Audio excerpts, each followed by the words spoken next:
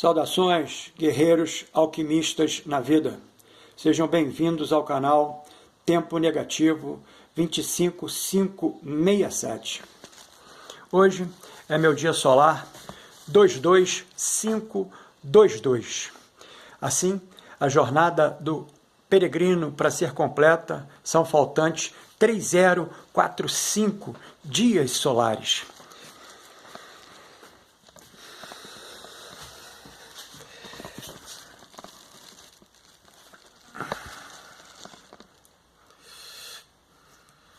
Hoje é meu ensaio 26 de janeiro de 26. Que legal, né?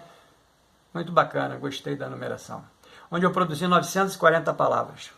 Neste ensaio, no meu processo de individuação, na função de estudioso da arte, da filosofia psicoastrológica, passamos a fragmentá-lo em dois movimentos. Uma discussão filosófica psíquica e uma leitura ritualística gnóstica psicoastrológica.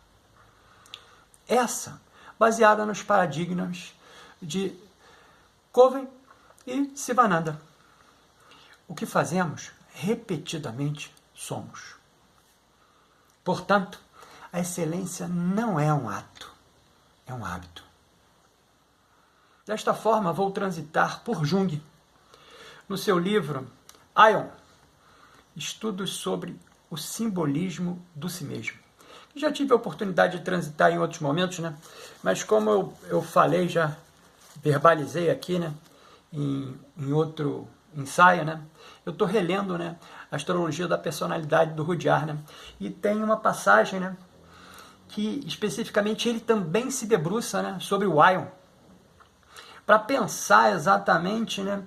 A ideia, né?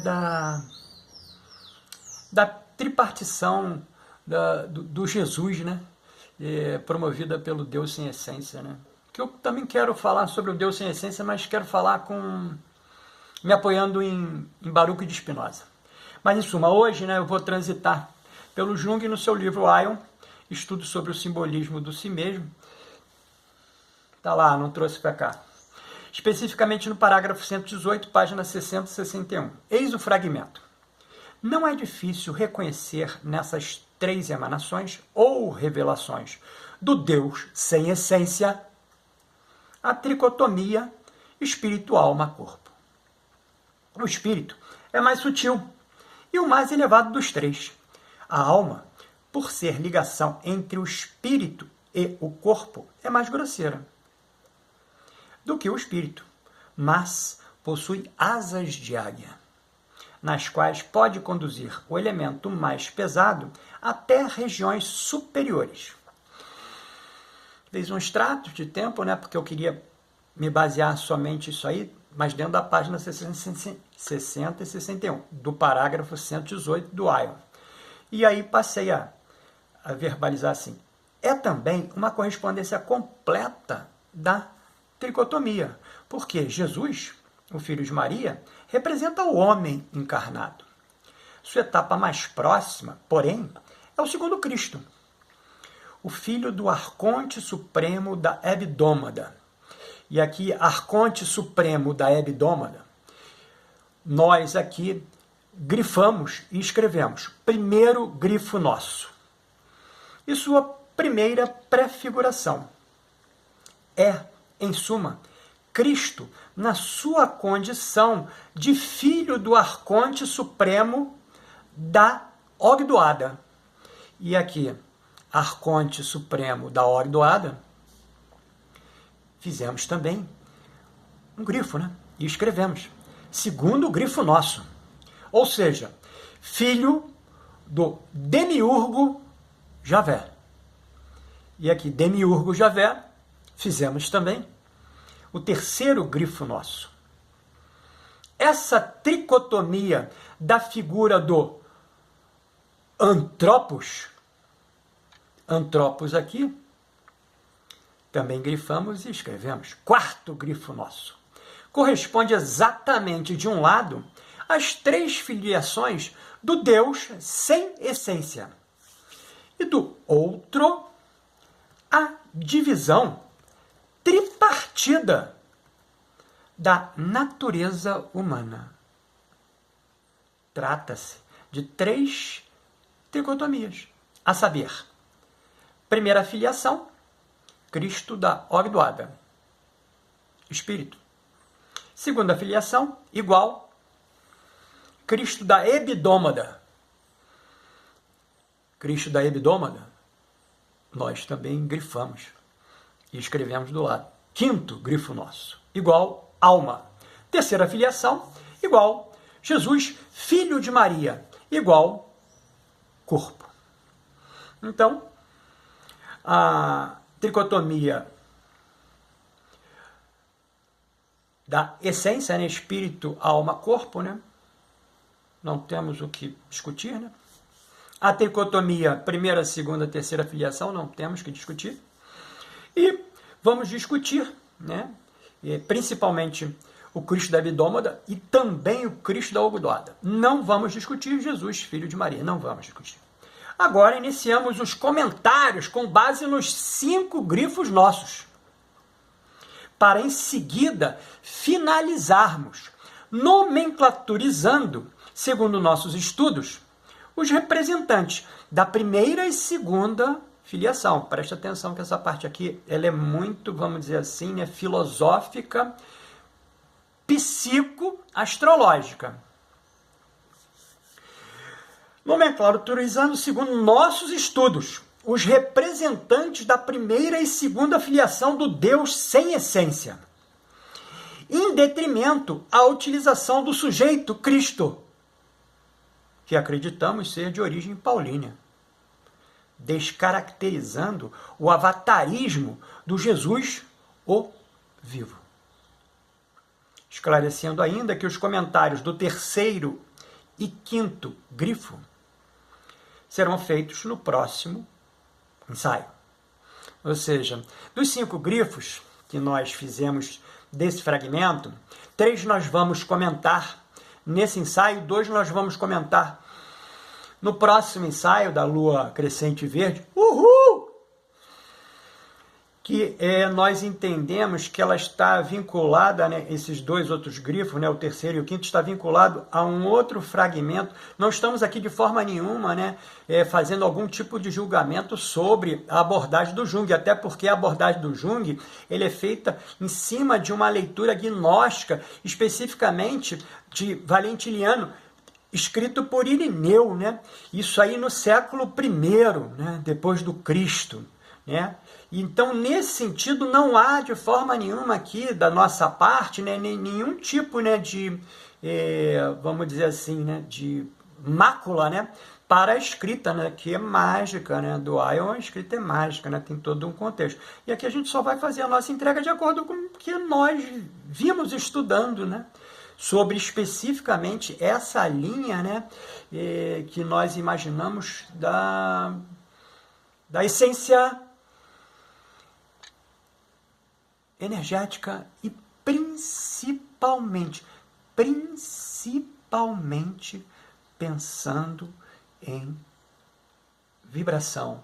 E vibração que a gente pode, aqui dentro da nossa pequenez, pensar no som. Então, vamos assim. Pois bem, assim, especificamente, no segundo grifo, o conceito de arconte supremo não se aplica diretamente à Ogdoada. Se a Ogdoada representa a fundação da plenitude, a década e a duodécada, ou seja, 3 fragmentos do pleroma, dentro de uma leitura gnóstica e dentro de uma leitura mitológica, né, que a gente consegue permear em várias outras culturas, né? Hinduísmo, taoísmo, budismo, a gente consegue permear todas essas, vamos dizer assim, essas fontes energéticas, mentais, né, onde a consciência produzindo algo, né, e essa energia aí a gente, de alguma sorte, tentando trazer, né, para a matéria, né, aí seria a matéria som, né, que ela é completamente, a gente não consegue não conseguimos materializar, né? A gente consegue entender, mas não conseguimos materializar. E isso é legal pra caramba, né? Dentro dessa discussão. Então, ou seja, a década e a duodécada são desdobramento do sagrado, em camadas mais complexas da mente divina. Olha que legal que a gente escreveu aqui, ó. Como ondas se propagam a partir de um centro luminoso. Então o centro luminoso está aqui, né? Vamos imaginar, né?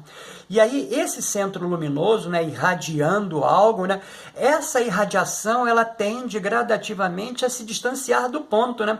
E esse distanciamento do ponto é o que a gente consegue imaginar como sendo ondas, né? Que seria, né, aquela experiência que me fugiu agora aqui de quem é o autor, mas é mágica, né? Que é o elétron, quando ele é observado, né, ele consegue se, vamos dizer assim, né, dicotomizar, né, em dois movimentos específicos. Né? Isso é legal a pampa. Então tá.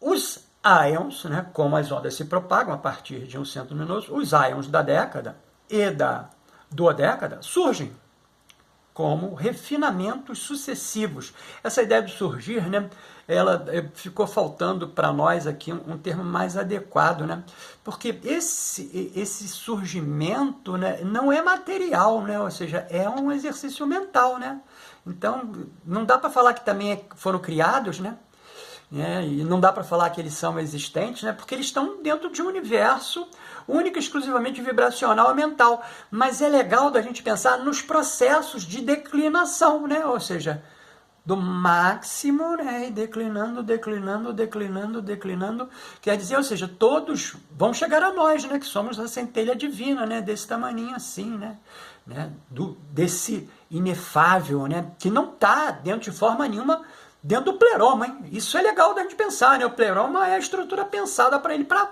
poder, vamos dizer assim, né, elencar toda essa vibração mental ou sonora, né, dentro de um contexto, que é legal, que a gente já trabalhou aqui, né, as 15 cisígias, né, que são os éons da ógdo, da década e da duodécada, da ogdoada, da década e da duodécada. Surgem como refinamentos sucessivos da consciência eterna. Olha que legal, falamos aqui, né? Conseguimos escrever primeiro e falar, ou seja, refinamentos sucessivos da consciência eterna. E agora, legal, hein? Eles não são inferiores aos primeiros, mas mais próximos da fronteira entre o absoluto e o possível. Então, ou seja, quanto mais distante tiver do absoluto, do inefável, né, mais existe uma possibilidade de uma concretude, que seria um processo que aí a gente vai trazer para a linha que a gente tem trabalhado aqui, que é existencial, porque tudo isso aqui, ele é eterno, ou seja, o tempo não existe, né, ou seja, está tudo parado, né, tudo parado e tudo obrigatoriamente energizado numa única, vamos dizer assim, numa única característica, né? Atribuída por quem? Pelo inefável, para cada um desses íons. Né? E isso é legal pra caramba. Cada um manifesta um aspecto único do divino, como se a fonte buscasse se conhecer em infinitas facetas, sem nunca se fragmentar. Essa expansão não é linear, é espiralada, viva, pulsante.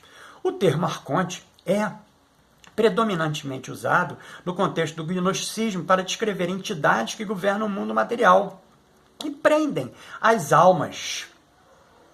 Olha que legal, hein? Prendem as almas.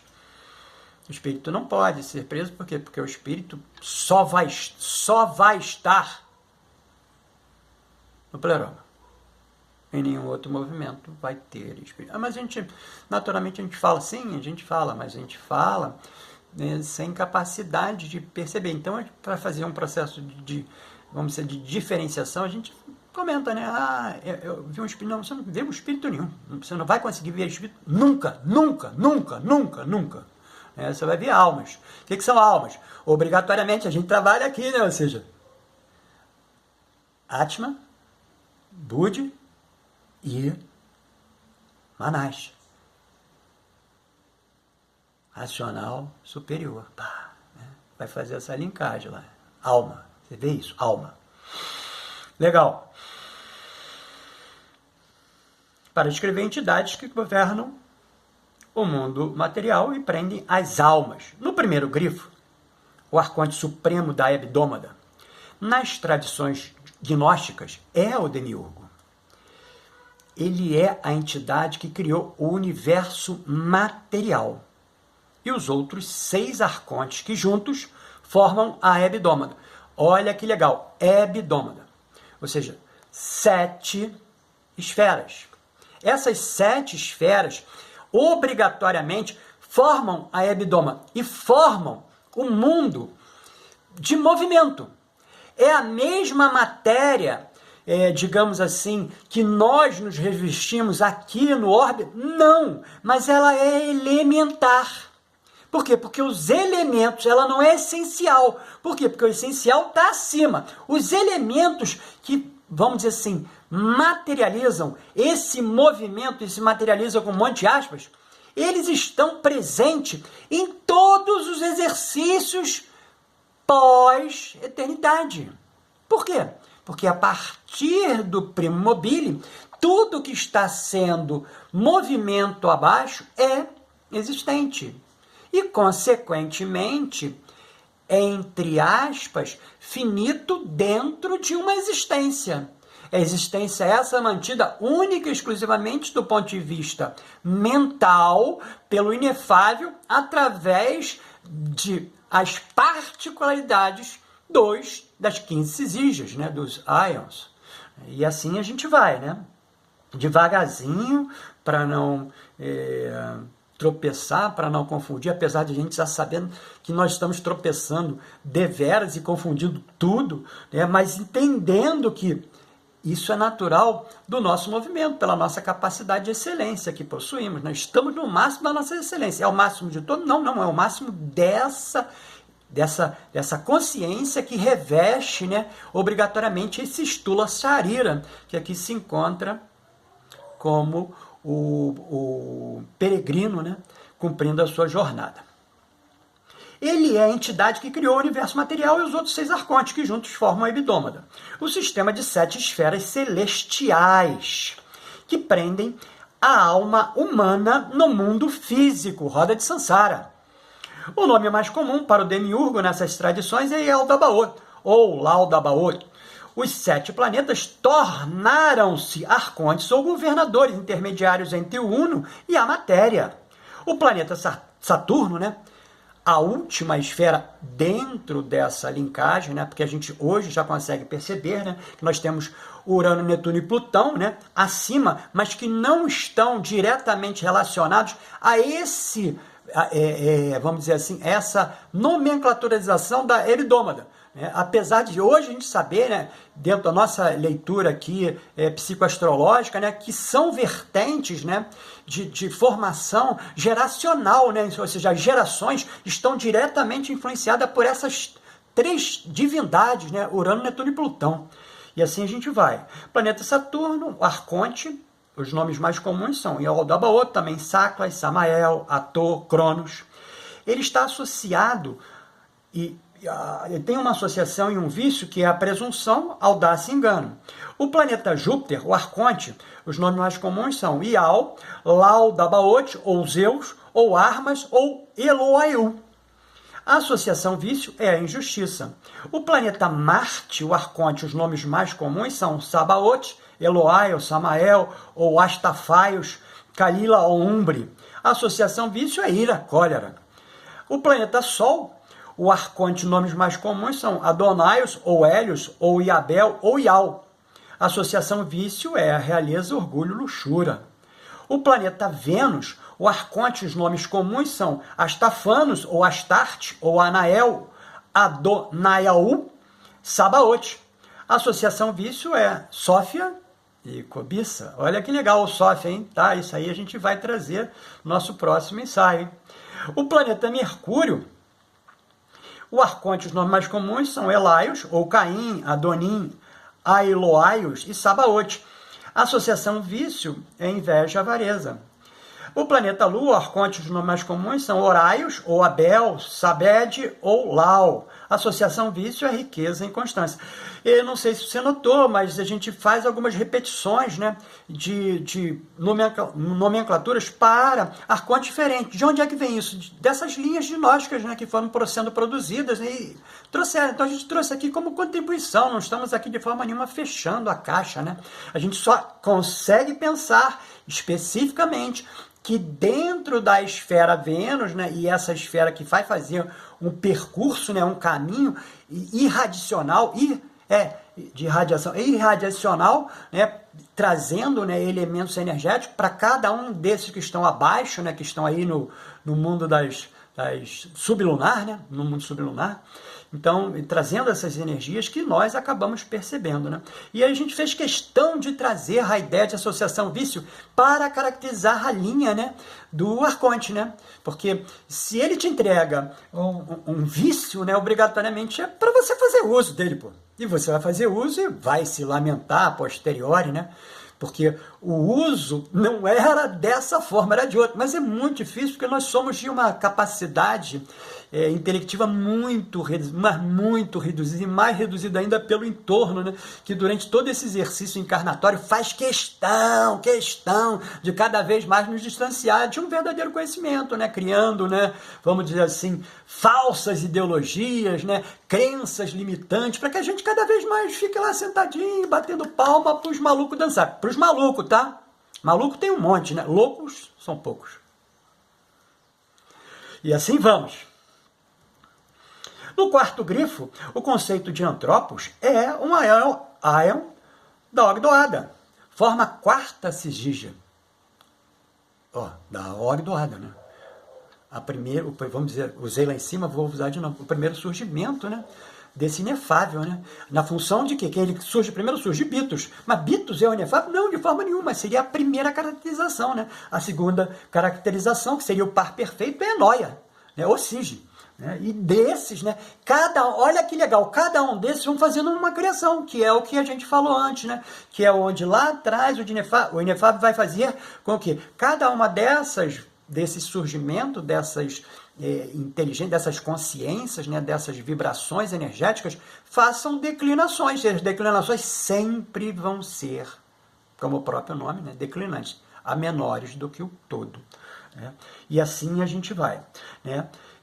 Forma a quarta sigígia, Antropos e Eclésia, onde Antropos, o humano arquetípico, e Eclésia, a comunidade espiritual. Matriz da alma coletiva, olha que legal, matriz da alma coletiva, mônada, coletividade, geração de um todo energético, que vai particularizando individualmente dentro de um todo, através da mônada. Este par é o ponto em que o divino se volta para o humano, e onde o humano é reencontrado como expressão do divino. Antropos é o modelo celeste. Eclésia é a comunidade espiritual que o reflete.